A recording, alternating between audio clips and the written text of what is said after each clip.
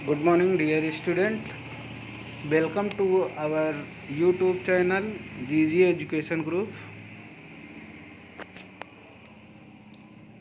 Science में आज हम कक्षा 8 में पढ़ेंगे यूनिट फर्स्ट के जो कुछ टॉपिक बाकी थे ऊर्जा के वैकल्पिक स्रोत में।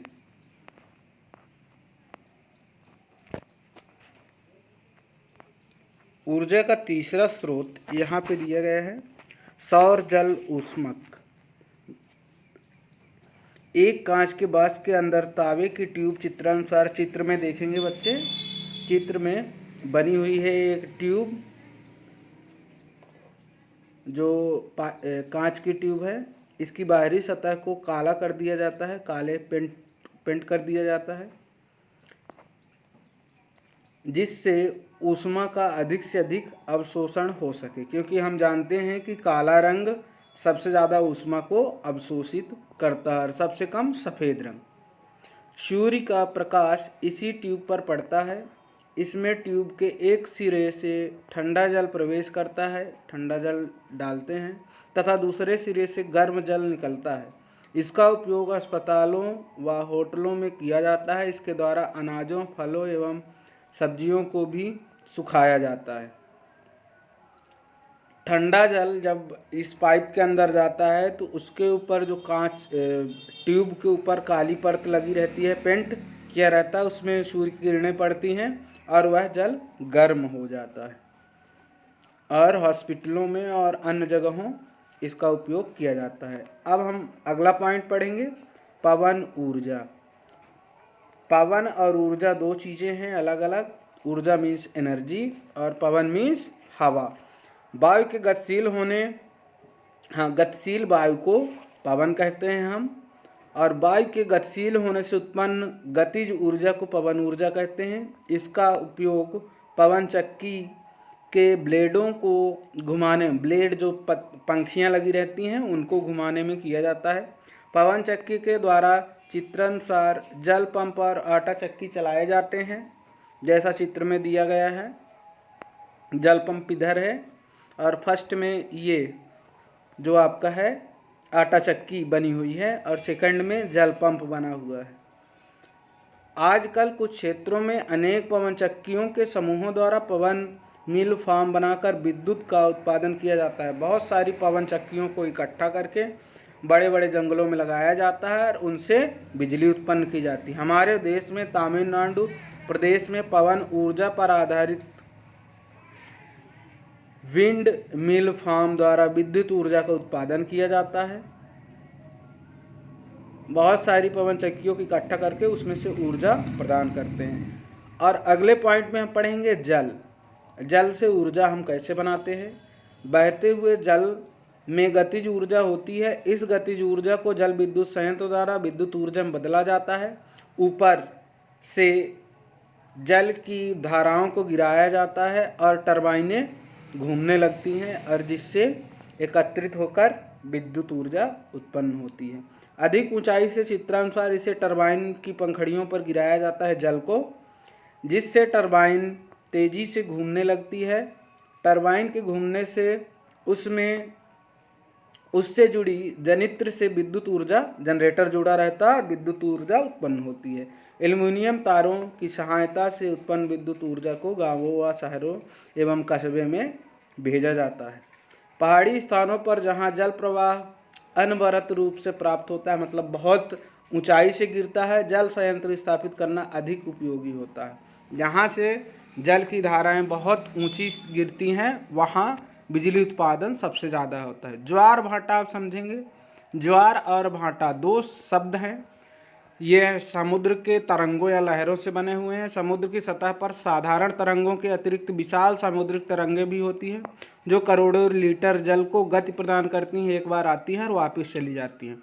इस प्रकार की तरंगें प्राय दिन में 2 बार बनती हैं तथा विलुप्त हो जाती हैं। इन तरंगों को ज्वार भाटा कहते हैं। ज्वार मीन्स जब तरंगे जल ऊपर की ओर उठता है वो ज्वार कहलाता है, जब जल नीचे की ओर गिरता है तो वह भाटा कहलाता है। ऊर्जा में बदला जा सकता है। इस ऊर्जा को ज्वार भाटा के समय तरंगों में अपार गतिज ऊर्जा होती है। इस ऊर्जा को विद्युत ऊर्जा में बदला जा सकता है। इस प्रकार ज्वार भाटा की ऊर्जा का नवीकरणीय स्रोत है। इसका उपयोग करके ऊर्जा संकट को कम किया जा सकता है और ऊर्जा प्राप्त की जा सकती है। अगला पॉइंट देखेंगे, जैविक पदार्थ।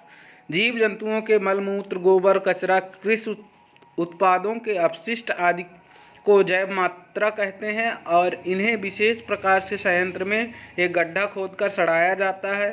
सड़ाकर विद्युत ऊर्जा का उत्पादन किया जाता है। गोबर में संचित रासायनिक ऊर्जा को बायोगैस में बदलने का कार्य गोबर गैस प्लांट करता है, यहाँ जैसा चित्र में बताया गया है।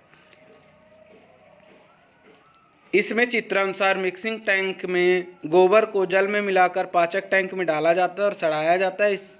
इससे मीथेन और कार्बन डाइऑक्साइड गैस उत्पन्न होती है। इस गैस को गोबर गैस कहते हैं। इसके अतिरिक्त इसमें हाइड्रोजन सल्फाइड तथा हाइड्रोजन गैसें भी अल्प मात्रा में बनती हैं। गैस प्लांट के अपशिष्ट पदार्थ खाद्य के रूप में प्रयोग किए जाते हैं। अगला पॉइंट हम पढ़ेंगे, नाभिकीय ऊर्जा। नाभिक सब लोग बच्चे जानते होंगे। परमाणु के केंद्र को नाभिक कहते हैं। उसके विखंडन या संलयन की क्रिया से जो ऊर्जा उत्पन्न होती है उसे नाभिकीय ऊर्जा कहते हैं, जैसा कि यहाँ दिया गया है, चित्र में भी देखेंगे। यहाँ नाभिक के विखंडन से प्राप्त ऊर्जा को नाभिकीय ऊर्जा कहते हैं। नाभिक के विखंडन की क्रिया तेजी से होता है। नाभिक मतलब केंद्रक दो भागों में टूटता है, वह विखंडन क्रिया कहलाती है। इसे विखंडन की अनवरत अभिक्रिया, लगातार टूटने की क्रिया कहते हैं। परमाणु बम में अनवरत मतलब लगातार अनियंत्रित नाभिकीय विखंडन की अभिक्रिया होती है। परमाणु भट्ठी द्वारा नाभिकीय ऊर्जा को विद्युत ऊर्जा में बदला जाता है। परमाणु भट्ठी में परमाणु विखंडन की क्रिया नियंत्रित होती है। नाभिकीय भट्ठी में उत्पन्न नाभिकीय ऊर्जा बहुत अधिक समय तक चलने वाला ऊर्जा का एक स्रोत है। वर्तमान में हमारे देश में कल्पक्कम जो तमिलनाडु प्रदेश में है, तारापुरम महाराष्ट्र में है, कोटा राजस्थान और नरोरा उत्तर प्रदेश में नाभिकीय ऊर्जा संयंत्र घर स्थापित किए गए हैं। इनके द्वारा विद्युत ऊर्जा उत्पन्न की जा रही है। एक नाभिकीय विद्युत पावर प्लांट चित्र में दर्शाया गया है, यहाँ ऊपर देखेंगे बच्चे। ऊर्जा की बढ़ती मांग, अगला पॉइंट है हमारा, ऊर्जा की बढ़ती मांग को पूरा करने वाले सहायक घटक। जनसंख्या वृद्धि और दैनिक जीवन में विभिन्न आवश्यकताओं एवं अनेक बढ़ते हुए क्रियाकलापों में ऊर्जा व्यय के कारण ऊर्जा की जितनी खर्च होती है, दिन प्रतिदिन मांग बढ़ती जा रही है। वर्तमान में कुल ऊर्जा का व्यय 80% भाग पेट्रोलियम उत्पादों पर निर्भर है। 18% भाग की आपूर्ति लकड़ी, कोयला तथा बायोगैस द्वारा शेष आपूर्ति की जाती है। वैकल्पिक नवीकरणीय ऊर्जा स्रोत वायु, जल, सूर्य आदि द्वारा होता है। अब बच्चों की बुक में स्मरणीय बिंदु दिए गए हैं, इनको बच्चे याद करेंगे। और यहाँ पे जो ऊर्जा की बढ़ती मांग कैसे बढ़ रही है, जैसे बच्चों को समझना है कि पहले हमारे घर में 2 लोग थे तो खाना बनाने के लिए 2 लोगों को खाना बनाने के लिए कम समय लगता था। स्वाभाविक बात है कि ऊर्जा भी कम लगती रही होगी। और अब वहाँ 2 से कम 8 व्यक्ति हो गए हैं घर पे, तो ज़्यादा ऊर्जा लगेगी। इसलिए ऊर्जा के स्रोत तो उतने ही हैं, पर ऊर्जा की मांग या खपत ज़्यादा हो रही, यह ऊर्जा का संकट है। थैंक यू बच्चों। आज का होमवर्क बच्चे यहाँ देखेंगे। अभ्यास में आज हमने जो पढ़ा है, पहला क्वेश्चन है आपका, पवन ऊर्जा किसे कहते हैं? पवन चक्की का नामांकित चित्र बनाना है। दूसरा नंबर है, जैविक पदार्थ किसे कहते हैं, जो अभी अभी आपने पढ़ा है। और नंबर 3 पे है, नाभिकीय ऊर्जा संयंत्र का सचित्र वर्णन करेंगे बच्चे, जो कि लास्ट में अभी बताया गया है। और बच्चे होमवर्क करके जल्द से जल्द भेजेंगे ग्रुप में। और हमारे इस चैनल को सभी लोग सब्सक्राइब करें। धन्यवाद। थैंक्स।